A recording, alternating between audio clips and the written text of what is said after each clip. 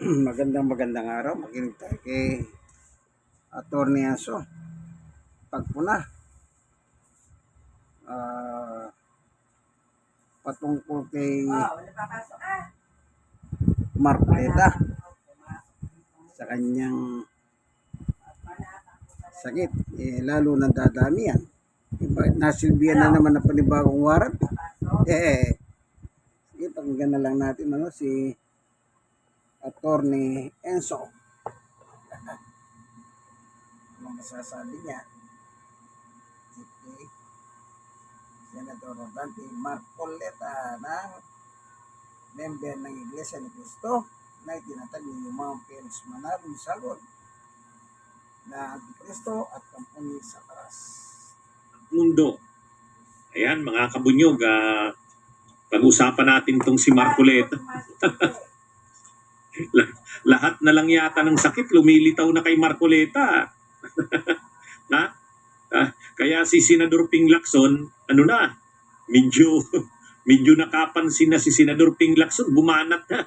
Binanata na naman si Marcoleta tungkol dyan sa, lahat na lang ng sakit na dumadapo dito kay Marcoleta eh. Ha? Ha? Mga kabunyog, mga kabayan, pag-usapan natin yan. Matindi yung banat ni Senador Ping Lacson. Mga kabunyog, talagang itong si Senador Ping Lacson hindi matunawan.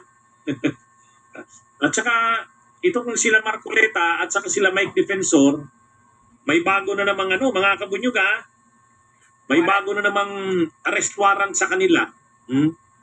Ano yun? Hindi na mahihirapan na talaga itong makalaya itong sila Mike Defensor. Kalalabas lang na balita, mayroong mayroon na namang bagong arrest warrants. Sila Marcoleta, mga kabunyog. Ayan Another Sandigan Bayan Division orders arrest of Marcoleta and Defensor.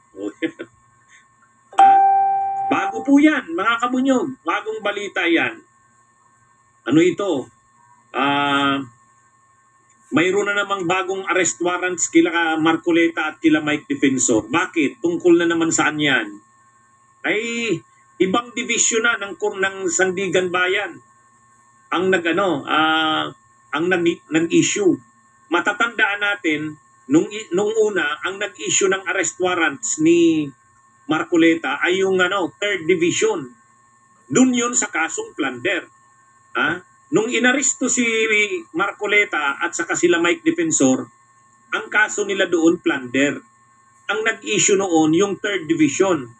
Ang chairperson o chairman ng 3rd Division ng Sandigan Bayan, si Associate Justice Carl Miranda. Kaya nung naaresto si Marcoleta at saka sila Mike Defensor, 3rd Division yun, plunder.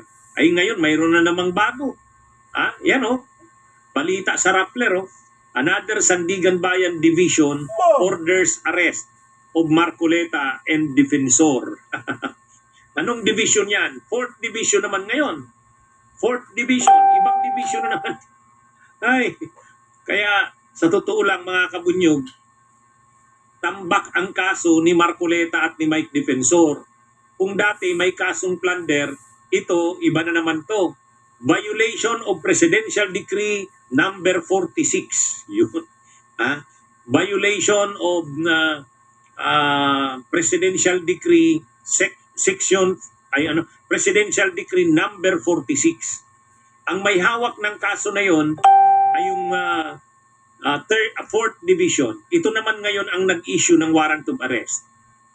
Mga kabunyog, mga kababayan. Kaya ngayong umaga, ibinalita na isinerve na kay Marcoleta at kila Defensor yung warrant of arrest na yan. Ay di ba nakakulong na sila? Kahit nakakulong na, isiniserve pa rin yung arrest warrant. Ibig sabihin,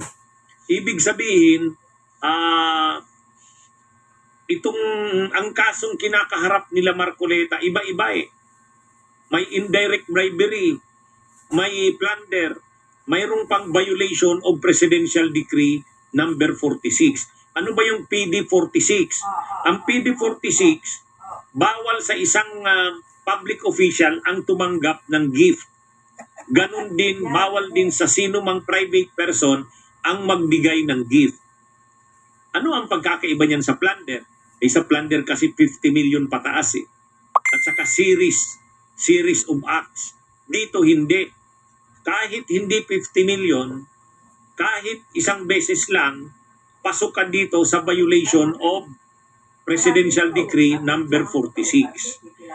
Kaya ibang kaso ito mga kabunyog, mga kambayan. Bagamat pwede yang i-consolidate sa hinaharap, pwedeng yung mga abogado ni Marcoleta at nila Mike Defensor magmo-motion yan, i-consolidate na lang yung mga kaso.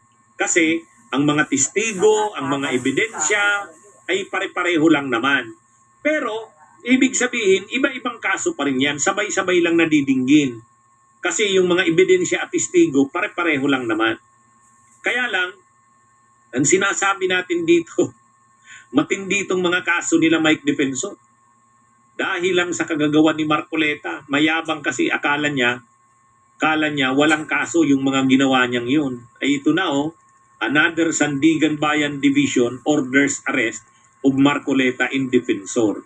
Anong division? 4th Division. Nung naunang Naalala nyo ba yung attorney Balibod? No? Yung may hawak ng Marites, 18 Marites. Yun din ang nagsabi, yung Marcoleta, na bawal kang tumanggap ng pera. O, kita nyo? Kasama nila yan, barkada nila yan eh. Ni Mike Defensor at saka si Marcoleta, hindi ba sila yung umawak ng 18 Marites ng Senado? Yan, kita nyo? Sabi ni Baligod, bawal tumanggap ng pera. Yan kasi si Marcoleta nasa gobyerno siya. At yung tinanggap ng pera, nasa pribado. Ayan, yan ang sinasabi ni Atty. So, inaresto sila, 3rd Division yun. Nung unang inaresto sila, ang kaso doon plunder. Ito naman ngayon, warrant of arrest na naman na bago, violation of Presidential Decree number 46. Kaya siguro nagkakasakit na si Marcoleta ng kung ano. Lahat na lang ng sakit. Sa totoo lang mga kabunyog, kaya kahit si Senador Ping Lacson napikon na mamaya pag-usapan natin yan. So ito ngayon ang bagong development. May bago na naman na kaso. Mayroon pa yan. Ay di ba may kaso pa si Mike Defensor na nasa Department of Justice na. Yung ikinaso ng NBI, qualified human trafficking, ano din yun.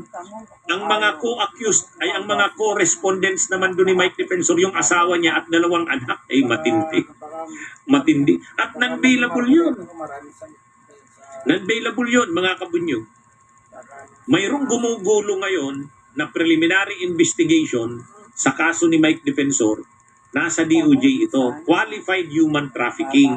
Tungkol ito doon sa prostitution na nagaganap doon sa kanyang KTV bar at sa Blue Hotel. Kaya lang, kasama niya doon na inireklamo, respondents, yung asawa niya at 2 anak. Kaya lang, qualified human trafficking, non-bailable din. Pag gumulong na yon, ma-resolve na ng DOJ. Pag sinabi ng DOJ, kasuhan na naman ito, mga kabunyog, pag kinasuhan sila doon, qualified human trafficking, sa Pasig yun. Regional Trial Court yun, kasi hindi naman corruption yun. Hindi tulad ng plunder sa Sandigan Bayan. Kapag natuloy yung kaso niyang qualified human trafficking, maglalabas na naman ang arrest warrant ang Regional Trial Court ng Pasig. Ang problema, makukulong yung asawa niya at 2 anak. Matindi. Grabe itong nangyaring ito, mga kabunyog, mga kababayan. Grabe itong nangyaring ito kay Mike Defensor. Si Marcoleta, mayroon ding isusulong na investigasyon Senador Ping Lacson. Tungkol naman saan kay Marcoleta? Tungkol naman doon sa insertions, yung 500 million pesos na di umano kapalit ng pagkaka-confirm kay dating DPWH Secretary Manny Bunuan, humingi daw ng pabor na 500 million worth of projects si Marcoleta kay Bunuan. Yun, iimbestigahan din yun. Pag natuloy na naman yun, plunder na naman yun, pero flood control. Ay, mga kabunyog. Matindi ito. Matindi, mga kabunyog, mga kababayan, itong mga kasong ito. Kaya, ang nangyayari ngayon, mga kabunyog, sa dami ng mga kasong ito, sa dami ng mga kasong ito, nagkakasakit na si Marcoleta. Nagkakasakit na si Marcoleta. Lahat na lang halos ng sakit dumadapo eh. Lahat na lang halos ng sakit, mga kabunyog, dumapo na kay Marcoleta. Ayan. Nang maaresto si Marcoleta, ano ang unang sakit na dumapo sa kanya? Ang unang sakit na dumapo sa kanya, nung maaresto si Marcoleta, nanikip daw ang dibdib, nagkaroon daw ng chest pains. Di ba? Yan yung una. Ayan Sabi diyan sa kanan, Marcoleta, idinaing ang pananakit ng dibdib at mataas na blood pressure matapos sumuko sa PNP-CIDG. Yun, di ba? Pagka-aresto, kaagad-agad, tumaas ang blood pressure. Katapos sumikip daw ang dibdib, nanakit ang dibdib, chest pains. Ayun, dinala sa PNP General Hospital. Yan yung una. Pagkatapos naman, alam nyo kung ano naman yung sumunod? Sabi na naman, mayroon na naman daw, mild pneumonia. Di ba? May sakit na naman, mild pneumonia. Ito, hindi ko po masasabi kung kailan po na-develop yun, mild pneumonia. Pwede po na bago po siya na-admit sa amin. Ay, mga kabunyog yun Nung una, anong sakit? Yung nireklamo niya, chest pains at saka high blood. Mataas daw yung blood pressure. Sabi pa nung in-interview, ilang araw na daw, nagpa-fluctuate daw ang blood pressure ni Marcoleta. Ngayon, ano na naman? Mayroon pang bago, mga kabunyog. Mayroon pang bagong sakit, si Marcoleta. Ano na naman? Ito na naman ito pa. Sabi dito, sa bagong sakit na naman ni Marcoleta. Ano ba yung bagong sakit? Nasaan na ba yun? Mayroon akong nun eh. Saan ba yun? Mayroong bagong sakit yan. Mayroong bagong sakit na naman. Saan ba yun? Mayroon daw degenerative disease. Yun. Iba na naman yun degenerative disc disease. Ano yun? Ayan, ito. Ayan. Senator Rodante Marcoleta, mayroong degenerative disc disease. Ilan na? Ilan na yung sakit? Bawat araw may nadadagdag eh. Bawat araw may nadadagdag. Yung cholesterol. Kita nyo? Ayan, ilan na ba yung pinakita ko sa inyo? Araw-araw may balita na bagong disease o bagong sakit o bagong Ayan Tingnan nyo. Senator Marcoleta, mayroong degenerative disc disease. Ay, mga kabunyog, mga kababayan. Yan. Lahat na ng sakit, Lahat na. Ano nga yung una? Nung unang araw, ano yung sakit? Nung unang araw, ang sakit ay chest pains. Yun. Ang dinadaing niya, chest pains nung una. Yan. Ito. Diba? Chest pain at saka blood pressure, tumaas. Pagkatapos niyan, balita naman, mild pneumonia naman. Yan. Okay, pangalawa na. Pagkatapos naman yan, mayroon naman degenerative heart disease. Degenerative disc disease. Ano ba yan? Siguro, baka sa spinal, yan. Dito. Kung ano-ano na naman, Mayroon pa. Cholesterol. Mayroon na naman. Ano pa ba? O ito na naman. Ngayon na namang araw to. Cholesterol. Ngayong araw. Senator Marcoleta, mataas ang bad cholesterol base sa latest lab test. Mas mainam na huwag ihalo sa iba pang PDL sa kulungan. Yan na. Ito na. Ito na mga kabunyog, mga kababayan. Ang recommendation daw ng doktor, mas mainam huwag ihalo sa iba pang PDL sa kulungan. O saan na yan? Di hospital arrest na yan. Ay, mga kabunyog, mga kababayan. Nakita nyo na? Araw-araw may sakit eh. O, at ang sa bandang huli, ang kinalabasan, yan na. O, kita nyo? Mataas ang bad cholesterol, hindi na ihahalo sa ibang preso. Ako nga, ganun din, mataas din ang cholesterol ko eh. Bad cholesterol ko. Ha? Ha? Bakit? Yung ibang preso, mataas din naman ang mga cholesterol nun ah. Nakita nyo na mga kabunyog, mga kababayan? Sabi ni Tam Coron, he is just pretending to avoid going to jail. He is waiting for our solution to his petition. Nakita nyo? Natawa na tuloy si Antonio is. Brain disease mo yan. Tingnan nyo, mataas lang yung cholesterol, hindi na ihahalo sa ibang preso. Ay, mga kabunyog. Nakita nyo ba? Hindi ako nag-iintriga. Hindi ako nang-iintriga. Pinupost ko lang yung next down. Sabi ni Paulino Manalastas, Attorney, next, mayroon na yung diabetes, kidney failure, liver cancer. Tigilan mo yan, Manuel.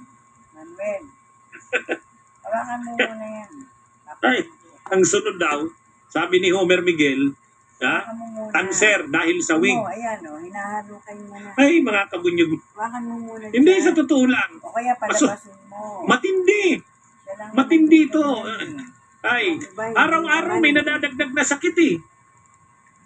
Ilang araw na ba siya sa kulungan? Ay doon sa PNP General Hospital. Pangatlo yata o pang-apat. Ngayon, sa pang-apat niyang ito,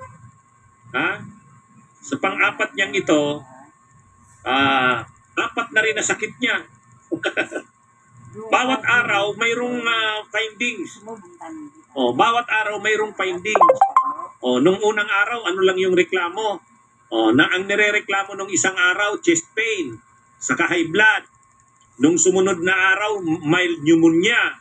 Nung sumunod naman na araw, degenerative disc disease. Ngayon na naman, mataas daw ang bad cholesterol. At ang recommendation, huwag ihalo sa ibang PDL sa kulungan. Ayan, sabi ni Melimpin, pwede, sa susunod yan, mga ngailangan na naman, neck brace. Hindi. Nakita nyo na, mga kabunyog, mga kababayan? Yan ang nangyayari ngayon dito kay Marcoleta. Kaya, yan na yung ngayon. Hindi na nakapagpigil si Senador Ping Lacson. Nang napalitaan ito ni Senador Ping Lacson, alam nyo kung anong sabi niya? Hindi niya naman pinangalanan si Marcoleta, pero sino pa ba naman ang pinapatungkulan niya dito? Alam nyo kung anong sabi ni Senador Ping Lacson? Ito ang sabi ni Senador Ping Lacson. Salamat Georgia Hinorosa sa pag-send ng donation. Sabi ni Senador Ping Lacson, mga kabunyog,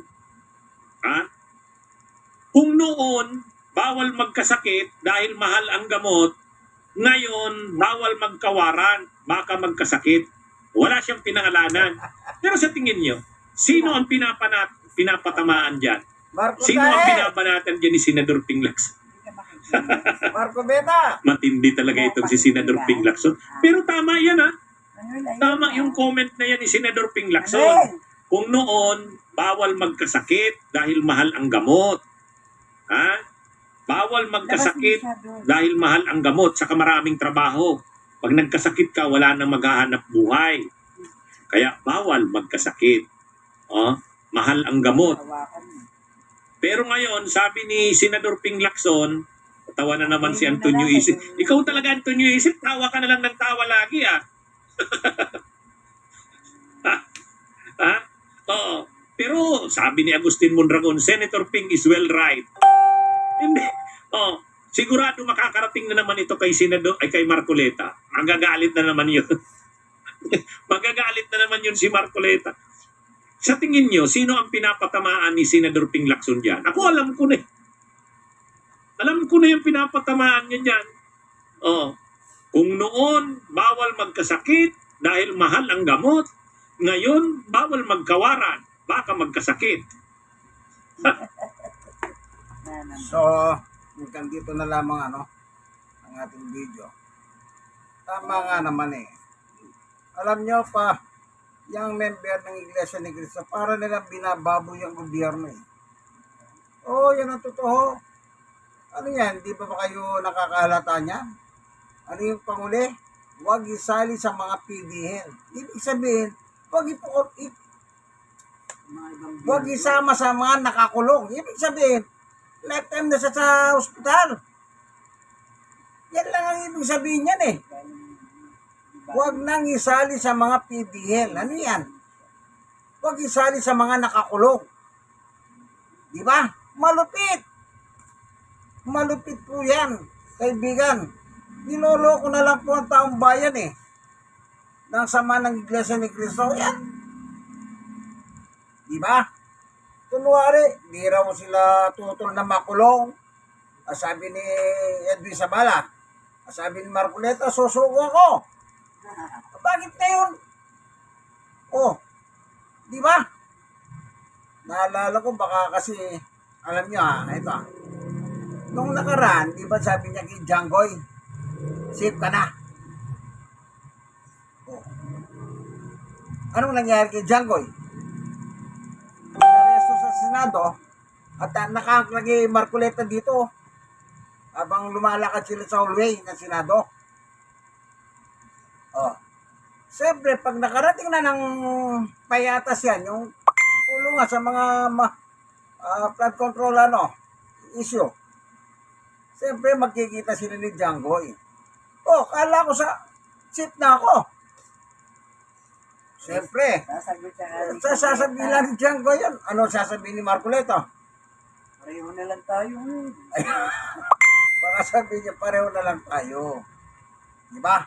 Huwag mo na akong sisihin. Ako nga Baka gano'n na maging eksena eh. Pero wag natin kalimutan, para na tayong ginagago. Isipin nyo. Ang tanong, baka tumatanggap na ang sweldo pa yan.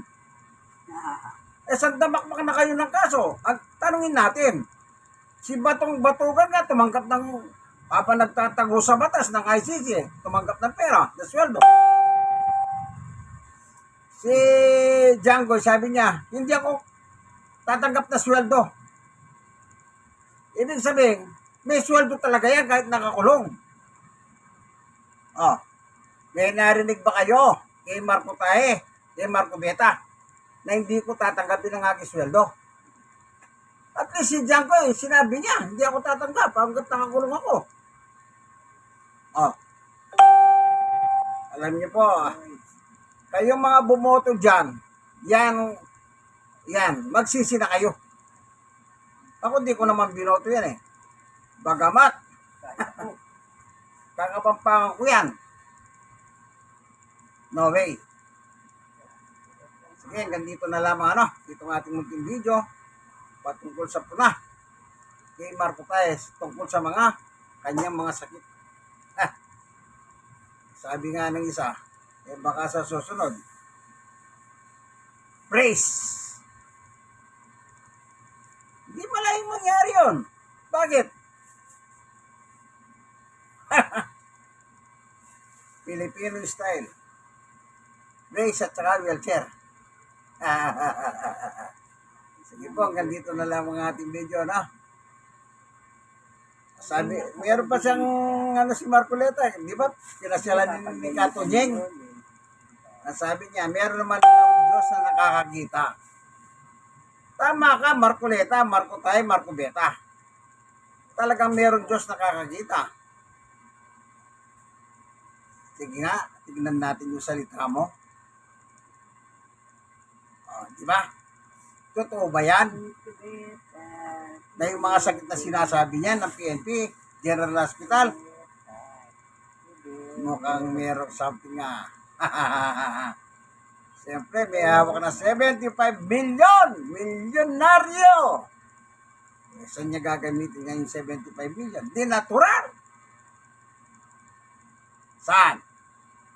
Kayong mga nanonood ng video ko, saan niya kaya gagamitin yung 75 million? Ang lagal. Ah, Filipino style eh. Sige po, hanggang dito na lamang ang ating munting video sa yun na nga, ang kaibigan kay Jesus, Brother Manny Bautista, lagi po kayo magdasal sa Diyos. Mainit ang panahon at mainit pa ang Senado. God bless us all. Kabayo!